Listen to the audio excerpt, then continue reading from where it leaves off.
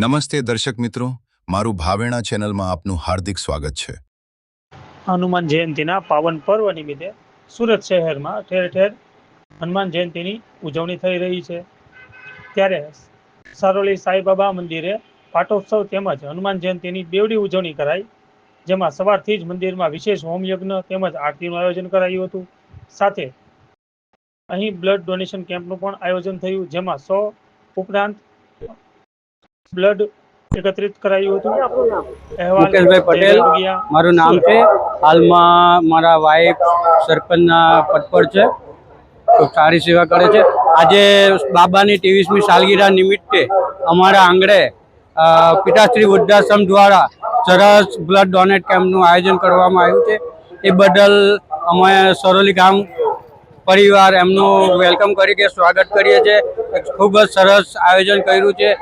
મોટી સંખ્યામાં લોકો બ્લડ ડોનેટ કરે છે ને બ્લડ ડોનેટ ખૂબ જ જરૂરી છે ને કરતા રહેવું જોઈએ। હું સૌને નમ્ર અપીલ કરું છું ચેનલના માધ્યમથી કે બ્લડ ડોનેટ કરતા રહેવું ને લોકોને સહકાર આપતા રહેવું।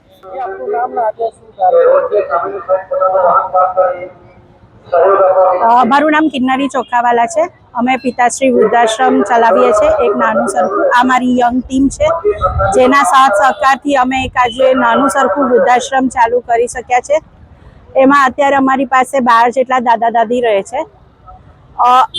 એ અંદર તે સાંઈબાબા સરોલી સાંઈબાબા જે મંદિર છે ત્યાં આગળ હનુમાન જયંતિ નિમિત્તે એક નાનકડો બ્લડ કેમ્પ આયોજિત કરવામાં આવ્યો છે।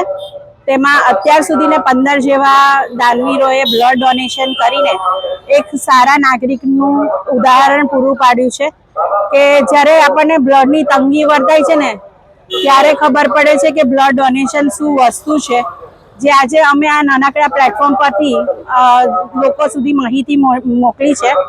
હું આશા રાખું છું લોકો વધારે ને વધારે આ વસ્તુમાં અવેર થાય અને વધારે ને વધારે બ્લડ ડોનેશન કરે અને અમારા જેવા આશ્રમને નાના સહકાર આશ્રમને સાથ સહકાર આપે। Thank you very much.